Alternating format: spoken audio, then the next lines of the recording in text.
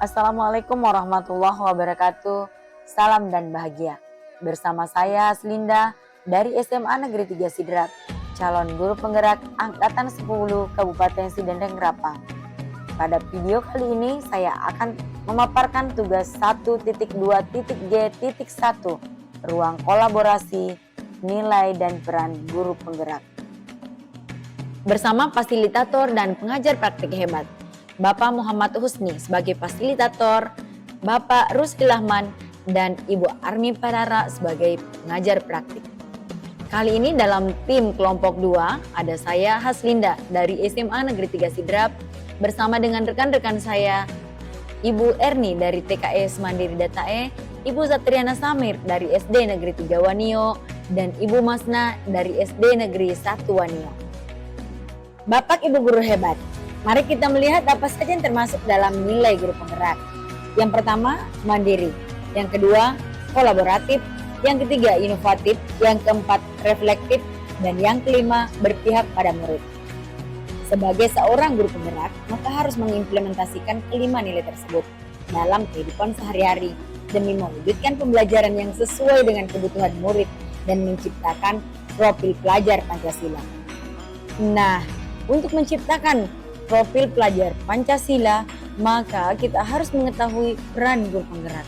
Yang pertama, menjadi pemimpin pembelajaran.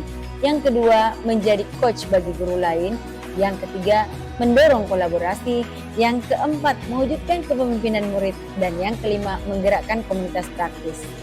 Untuk tugas kita kali ini yaitu membuat karya PPT atau poster tentang rancangan satu kegiatan yang sesuai dengan satu peran guru penggerak yang kelompok pilih sebagai upaya mengkolaborasikan kekuatan nilai yang telah dimiliki kelompok. Sebelum menentukan pilihan peran yang kami pilih dalam kelompok kami, maka akan saya paparkan setiap pilihan peran yang dipilih oleh masing-masing warga kelompok. Yang pertama, Ibu Erni. Di sini Ibu Erni memilih peran mewujudkan kepemimpinan murid. Guru harus memberikan dorongan dalam peningkatan kemandirian dan kepemimpinan peserta didik di sekolah. Peran seorang guru penggerak berarti membantu para peserta didik untuk mandiri dalam belajar, mampu memunculkan motivasi peserta didik untuk belajar, juga mendidik karakter peserta didik di sekolah. Nah, nilai yang dimunculkan di sini adalah kolaboratif, inovatif, dan berpihak pada murid.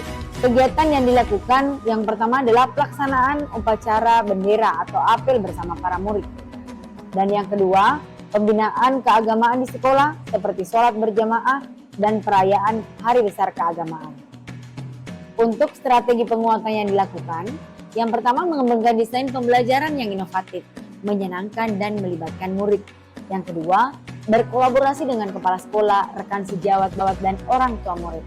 Dan yang ketiga, menciptakan strategi baru dalam rangka meningkatkan semangat belajar murid.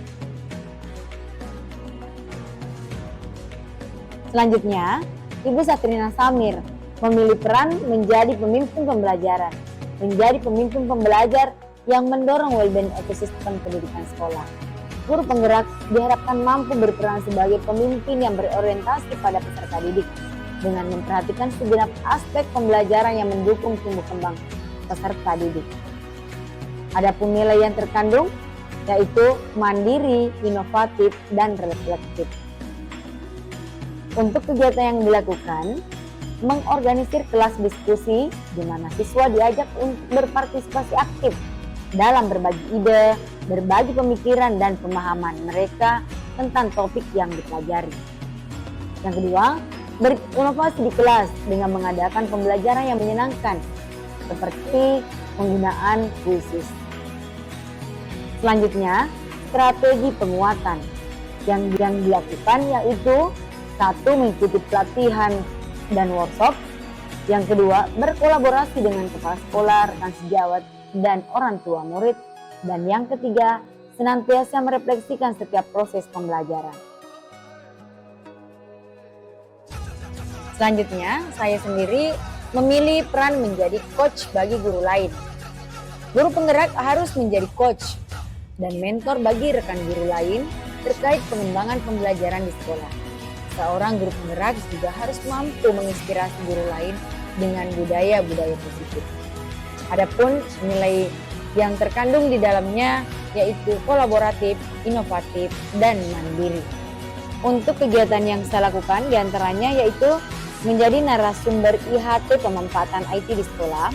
Yang kedua, berkolaborasi dengan rekan guru dalam proses pembelajaran. Dan yang ketiga, bersama dengan guru aktif dalam organisasi profesi. Strategi penguatan yang dilakukan yang pertama, meningkatkan kemampuan dalam bidang IT. Yang kedua, berkolaborasi dengan kepala sekolah dan guru. Dan yang ketiga, mengikuti berbagai pelatihan peningkatan keprofesian. Selanjutnya, Ibu Masna memilih peran mendorong kolaborasi, menjadi pemimpin perubahan dan peningkatan kualitas pendidikan di sekolah.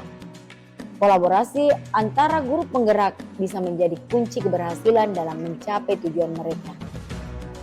Nilai yang terkandung di dalamnya yang pertama adalah kolaboratif, inovatif, dan berpihak pada murid.